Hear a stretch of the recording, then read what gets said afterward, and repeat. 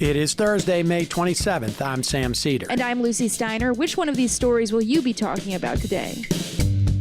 One of the sketchiest libertarian venture capitalists in America planned to launch an app to summon a private police force by smartphone. Today, we are pleased to report that, thanks to negative publicity, the Rent-A-Cop app is being scrapped. Meanwhile, President Joe Biden has given U.S. intelligence agencies 90 days to figure out where the coronavirus came from, and he says they'll be entertaining a theory favored by many Republicans that the virus somehow escaped from a lab in China. And lastly, activist shareholders, with the support of public pension funds, want a vote forcing Exxon Mobil to hire directors who favor clean energy. You're listening to Majority.fm's AM Quickie, and these are the stories you need to know. This dispatch from the dystopia comes from CBS News.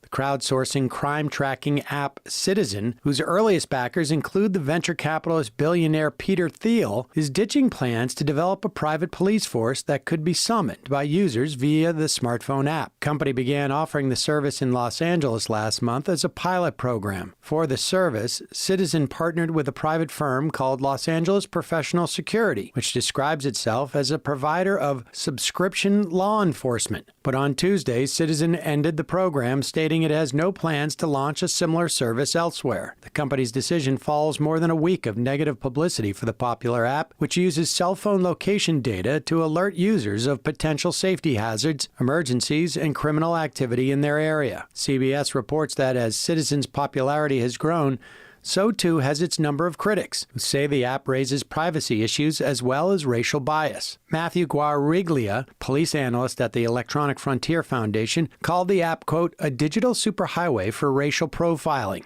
end quote. In mid-May, the app misidentified a homeless person as the source of a recent wildfire in Los Angeles. Citizen posted pictures of the man and offered a $30,000 reward to anyone who could provide information leading to his arrest. A few days later, a different man was arrested for the crime. If you think the regular police are bad, wait until you see what Silicon Valley can come up with.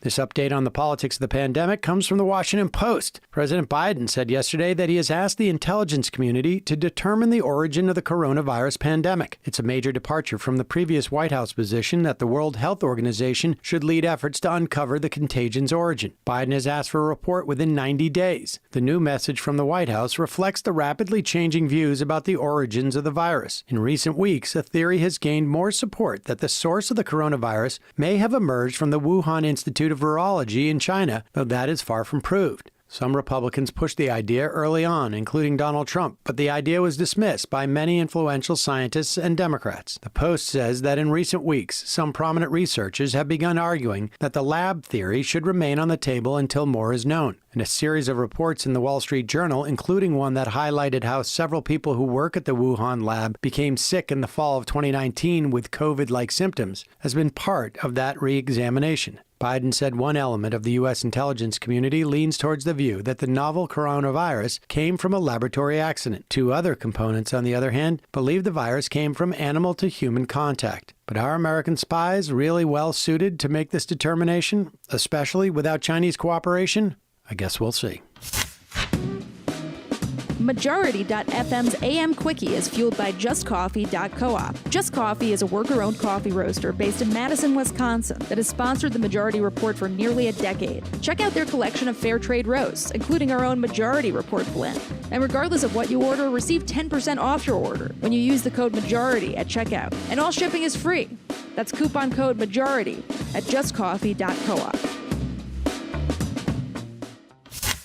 Speaking of seeing, you'll love to see it. The New York Times says big oil was knocked down a peg yesterday. Shareholders of Exxon Mobil dealt the company's management a stunning defeat by electing at least two board candidates who pledged to steer the company away from oil and gas and toward cleaner energy. The success of the campaign, led by a tiny hedge fund against the nation's largest oil company, could force the energy industry to confront climate change. Analysts could not recall another time that Exxon management had lost a vote against the company-picked directors. The vote reveals the growing power that giant Wall Street firms now have to press corporate managements to pursue social goals. According to The Times, the hedge fund leading the campaign, Engine Number One, was seeking to defeat 4 of the company's 12 director candidates. Its victory is the culmination of years of efforts by activists to force the oil giant to change its environmental policies. Some big pension funds, including the New York State Common Retirement Fund and the California Public Employees Retirement System, had joined in the effort. In another sign of change, shareholders of Chevron, the second largest U.S. oil company, yesterday voted for a proposal to reduce emissions from the fuel the company makes and sells. And in the Netherlands, a court required Royal Dutch Shell to reduce its emissions by 45% by 2030. One day, these companies will only be a memory, and the world will be better for it.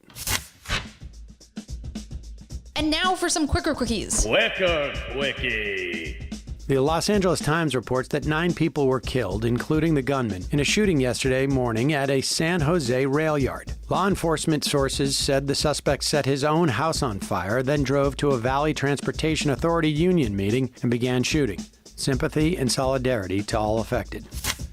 The Washington Post reports that Amazon will buy MGM Holdings from its investment group owners, paying $8.45 billion to put the historic studio in the hands of the retailing giant. The Post is also owned by Amazon's Jeff Bezos, but we aren't, so we can say he has too much money, too much power, and too much cultural influence already. Time for some serious taxing. According to the Associated Press, President Biden is nominating former senior State Department official Nicholas Burns to serve as his ambassador to China, Los Angeles Mayor Eric Garcetti to be his ambassador to India. Prominent Democratic fundraisers Denise Bauer, Jane Hartley, and David Cohen have also emerged as leading contenders for postings in France, Italy, and Canada, respectively. Gotta love those patronage jobs. Good news. The New York Times reports that immunity to the coronavirus lasts at least a year, possibly a lifetime, improving over time, especially after vaccination. That's according to 2 new studies, both in the journal Nature. The results suggest that people who have recovered from COVID-19 and later been vaccinated will continue to have high levels of protection against emerging variants, even without a vaccine booster. So, there is a silver lining for survivors. Quicker quickie.